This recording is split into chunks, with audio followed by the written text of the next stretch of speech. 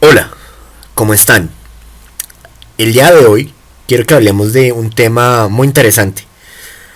Tiene que ver sobre las mujeres que están en cargos altos y que les pagan muy bien.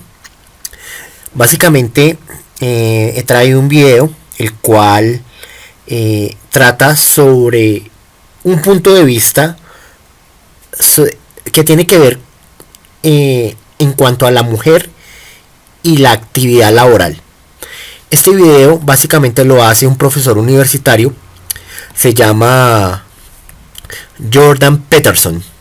Él es un psicólogo, pero es un educador, es un profesor universitario canadiense.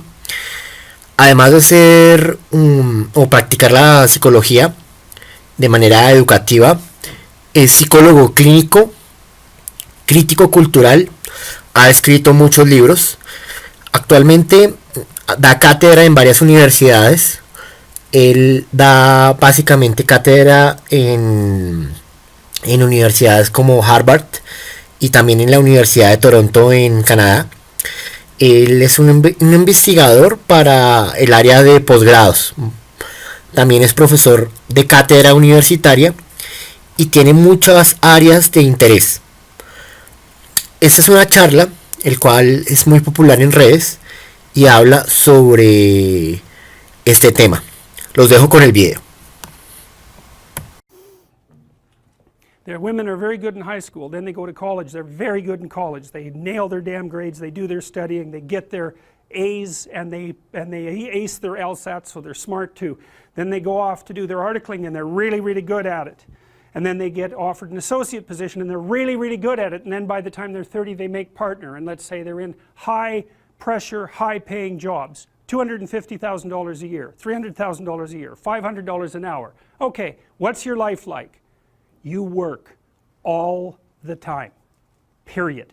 70 hours a week, 75 hours a week, flat out, and you don't get to make any mistakes.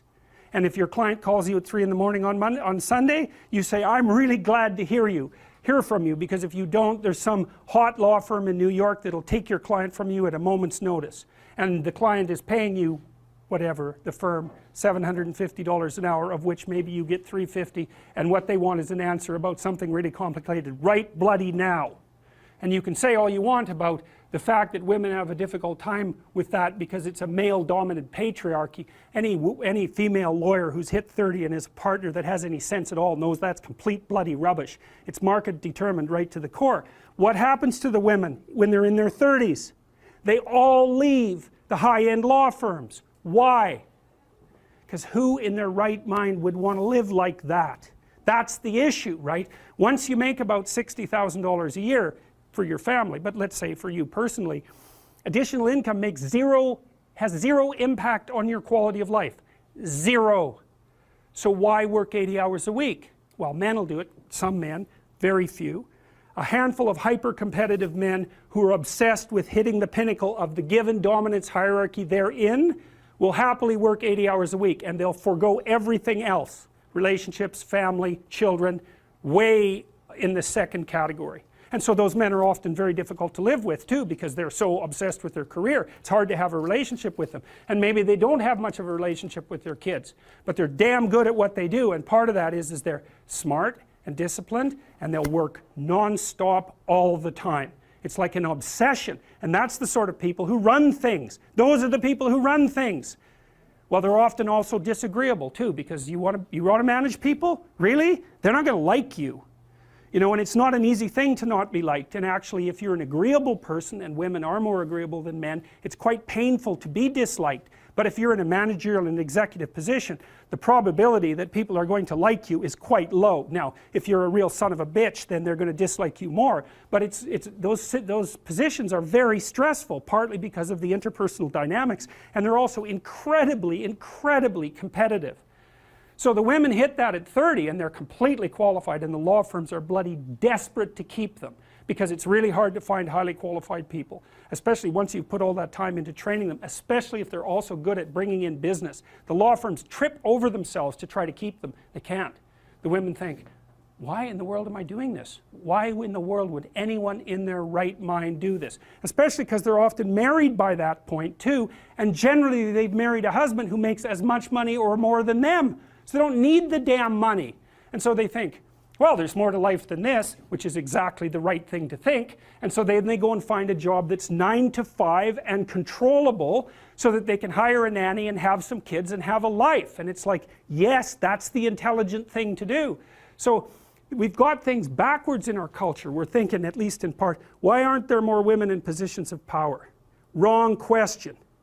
The right question is, why are there any men at all who want those positions of power? Because it's not just positions of power. You have to be such a knothead to think that. Oh, it's a position of power. It's like, sure, but it's a position of overwhelming responsibility. And if you make mistakes, you're done. Right? It's not like you occupy that position of power and everyone does what they're told all the time and your life is easy. It's like, forget about that. People are on your case to do exactly the right thing all the time, 100% of the time. And maybe you want that and maybe you don't. So I don't know what people think is these people are all sitting in their offices with their like feet up on the desk smoking cigars and oppressing the world. It's like, that isn't how it works. Those people, they work flat out all the time. So, and it's fine if that's what you want, and some people are like that. They're hyper-industrious people, right, from a trait perspective, no matter where you put them. If you put them in a forest with an axe, they just wander around chopping down trees non-stop, right, because it's built into them. But if you want to have a balanced life, and you should want that, you know, because the other thing you'll find, and this is God's gospel truth, is that the older you get, if you have any sense at all, the more important your family is to you. Like the utility of your career, maybe that peaks around 35 or 40 and it starts to decline pretty rapidly after that. And what happens, if you're fortunate, you have someone in your life that you love, that you've woven yourself together with, and you have some kids so that you have something to do from the time you're 50 till the time you're 80. And so it's a real mistake. It's a barren future without children, man, I can tell you that. It's a real mistake.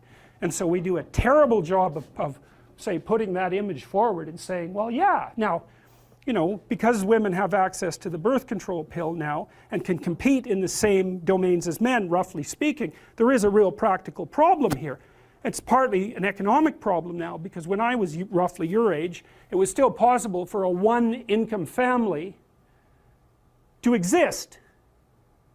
Well, you know that wages have been flat, except in the upper 1% since 1973. Why? Well, it's easy. What happens when you double the labor force? What happens? You have the value of labor. So now we're in a situation where it takes 2 people to make as much as 1 did before. So we went from a situation where women's career opportunities were relatively limited to where they were relatively unlimited and there were 2 incomes, to where, and so women could work, to a situation where women have to work and they only make half as much as they would have otherwise. And now we're going to go into a situation, this is the next step, whereas women will work because men won't. And that's what's coming now. So there was an economist article showing that 50% now of boys in school are having trouble with their basic subjects. And you look around you in universities, you can see this happening. I've watched it over decades. I would say 90% of the people in my personality class are now women. There won't be a damn man left in university in 10 years, except in the STEM fields. And it's a complete bloody catastrophe. And it's a catastrophe for women, because I don't know where the hell you're going to find someone to have a, you know, to marry and have a family with if this keeps happening. So, and you think when you're 19, because you're so clueless when you're 19, you don't know a bloody thing, you think, well, I'm not really sure I want children anyways. It's like, oh yeah, you can tell how well you've been educated. Jesus, dismal. Dismal. Without fail, I got to tell you, without fail, I've watched women go through their professional careers, many, many of them. It's a very rare woman who at the age of 30 doesn't consider having a child her primary desire. And the ones that don't consider that, generally, in my observation, there's something that isn't quite right in the way that they're constituted or looking at the world. Sometimes you get women who are truly non-maternal, you know, by temperament. They have a masculine temperament, disagreeable, they're not particularly compassionate, they're not maternal, they're not that interested in kids. Fair enough, man, but there aren't that many of them, and there's plenty who will not admit to themselves that that's what they most desperately want. Do you think women would be better off if they had kids earlier, focused on a career, say in their 30s? Who knows? Like it really is a problem. Like a more rational decision to me. Yeah, it's a really tough one. I don't think anybody knows the answer to that because I mean, if you're 35 and your kids are say 10, 11, yeah. then you can go get a bachelor's degree, get your master's. Well, It seems more easy that way yeah. than having the career first and then trying to raise young kids. Yeah, I can't answer that because I've seen women do a good job of it both ways. And you do get the odd woman who manages a high-powered career and kids, but Jesus, those women, man, like they buy more powerful microwaves because it'll take 45 seconds to cook the food instead of a minute. And I'm not kidding. It's like they're up at 5, they exercise for half an hour, they make breakfast, they get their kids ready to work, they go to work, they work 14-hour days, flat bloody out. They come home and work for another 2 hours to get their kids organized. They have a nanny to help them out, and then they work for 2 more hours before they go to bed at like 1, and then they're up at 5 and they do that again. And I'll tell you, you better be tough if you're going to do that, physically too, because you'll just burn yourself to a crisp. I've seen some women manage it, you know, but they're tough and they're rare because that's a hell of a regimen. And then if anything goes wrong, you know, you have a sick kid or something like that, or there's any sort of crisis in your family, it's just, you know, then it becomes too much. And I don't know the answer to that, you know. I mean, the advantage women have is they live about 8 years longer than men because testosterone kills men. So, Yeah, but they have a limited time span to have children, right? well, that's right. They pay up front and gain in the long run. But how it isn't clear how our society should sort this out. We don't know, and it's partly we don't know what to do now that women have control of their reproductive function. It's a big mystery. Yep. I don't have an answer to that either. But I think from a practical aspect, and this goes for both men and women, even if women were to enter the workforce later on, they'd be at competition with people who are younger, and that's always a conflict in the workforce. And people are always hiring younger talent because of how long they can be in the workforce. Yeah. Yes, well, and the thing is, young stupid people have the advantage of being young. Middle-aged stupid people have the disadvantage of being middle-aged. And so if you're going to hire a young stupid person or a middle-aged stupid person, you'll go for the young stupid person. And by stupid, I mean, you know, I'm being sarcastic, obviously, but I mean without experience and just getting started in the world. You're much more likely to favor someone young because there's an instant explanation for their relative cluelessness. And it's a problem, you know. So I don't know what the answer is, but one answer certainly is, at least in part, is to start letting young women know what being 30 and being female is like, and also to disabuse them of the notion that there's something magical about a career. First of all, most people don't have careers, man. They have jobs. And the reason you get paid for a job is because you're being asked to do things you wouldn't do unless you were being paid. And so it's not some utopia of cigar smoking with your boots up on your desk. That's for sure. Not that would be such a utopia to begin with. ¿Qué tal, amigos? ¿Cómo vieron el video? Básicamente, este caballero da varios puntos de vista. Este punto de vista frente a la mujer es válido, porque pues él es un educador, ve lo que hace la mujer y cómo ha evolucionado, etcétera, etcétera, etcétera. Este señor, yo lo considero que es una persona que tiene muy buenas bases. Sabe que la mujer quiere ganar más, es competitiva, etcétera, etcétera, etcétera. Pero en el video dicen que ya la mujer está en una encrucijada. Llega a sus 30 años y no sabe qué hacer, porque quiere ser mamá, pero la obligación laboral no se lo permite. Básicamente hay algo muy interesante, que él dice que la sociedad actual, el hombre no está yendo a la universidad como debería estar yendo, sino que está yendo en mayor medida muchas más mujeres. Obviamente, él es profesor de psicología, es una carrera muy light, bueno, yo respeto, también hay caballeros que la practican, pero pues él mismo lo dice en el video, en varios videos, no solo en este, que hay carreras donde el 80% son mujeres, básicamente como psicología. Este caballero ha hablado sobre la filosofía MGTOW, también ha hablado de otros temas, pero en una de sus charlas universitarias, él habló sobre los hombres y las mujeres y sobre básicamente que el hombre es una comadreja que está resentida, como una comadreja cobarde, básicamente, ya que él decía que los hombres que están en filosofías tipo MGTOW o mente abierta o personas que simplemente han visto la realidad del sistema, se apartan de las mujeres por el resentimiento que tienen, más no por los hechos legales, culturales, los hechos que ponen en una balanza y le dan más favoritismo a la mujer que al hombre. Para nadie es un secreto que en esta sociedad vivimos en un momento donde no hay equilibrio. Debería todo ser igual, todos tener las mismas oportunidades. Pero ese caballero, en esas charlas universitarias, en esa pequeña charla, dijo que el hombre realmente está resentido, que no tendría que generalizar porque todas las mujeres no son iguales, porque obviamente todos somos diferentes, pensamos diferente, pero no ve la parte del sistema. El sistema está diseñado para oprimir al hombre. Pero él en una entrevista se retractó.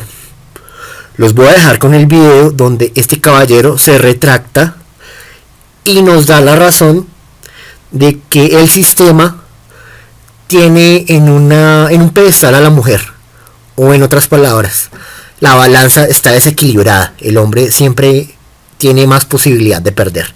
Los dejo con el video. Well, here's the decomposition of the fundamental archetype.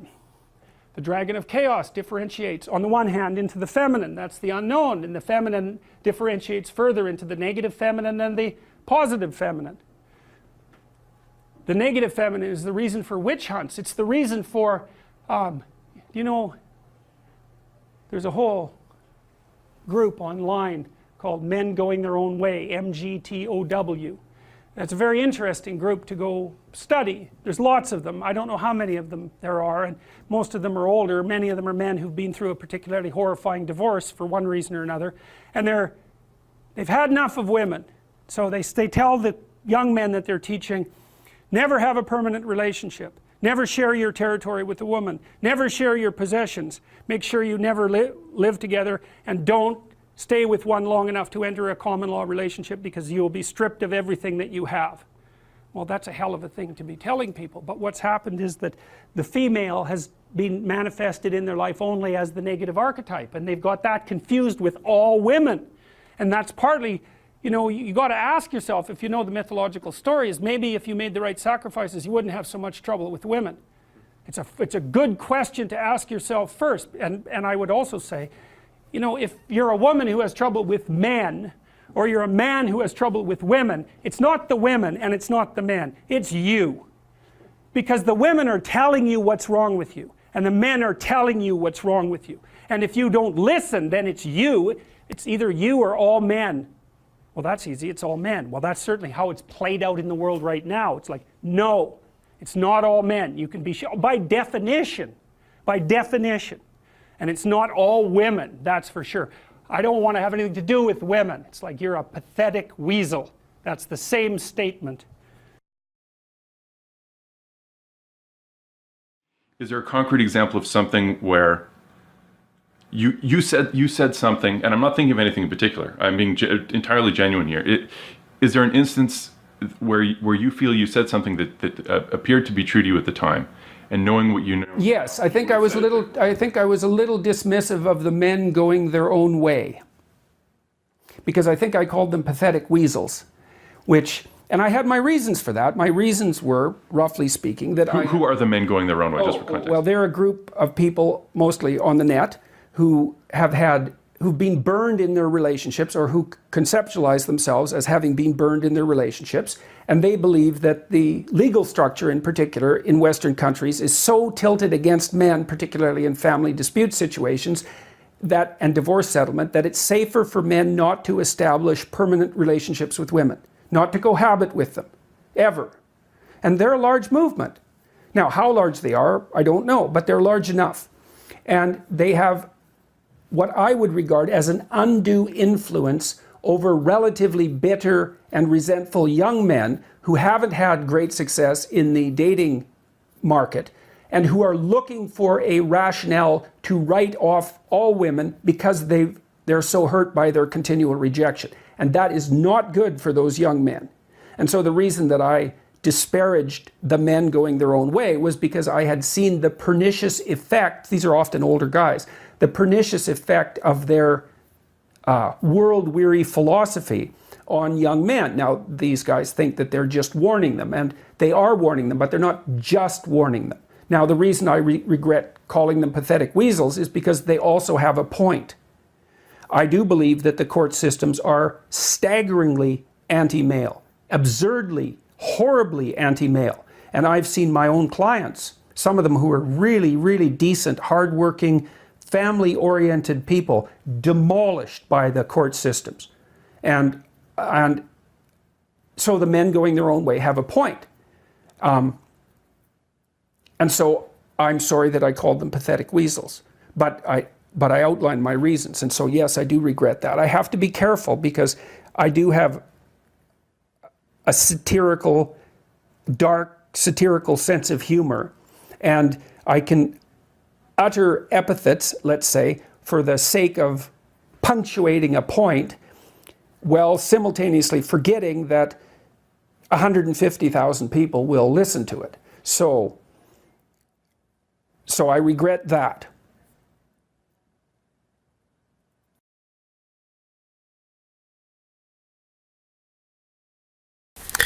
¿Qué tal, amigos?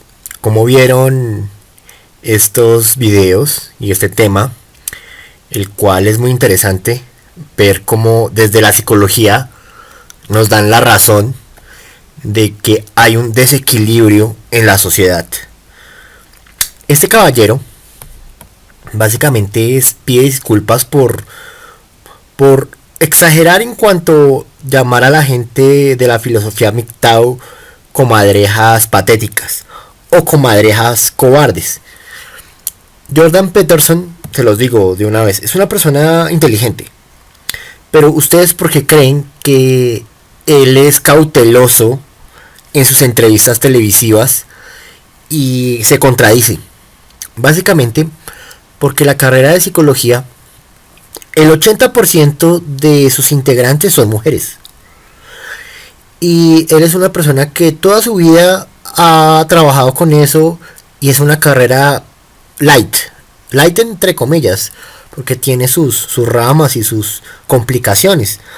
Pero básicamente este tipo de carreras las abordan las mujeres. Usted nunca va a ver a una mujer en una carrera donde le toque hacer mucha fuerza, soldar o arriesgar su vida. En cambio, en el área psicológica, pues es un área más de escritorio, más de análisis. En fin, espero que les haya gustado este video. Espero que, si quieren que se suba material así, háganmelo saber. Si te gusta mi canal, por favor suscríbete, regálame un like, te lo agradecería muchísimo. Si tienes alguna historia o alguna anécdota o alguna opinión sobre el video, hazlo saber en la caja de comentarios. Te regalo un abrazo, hasta luego.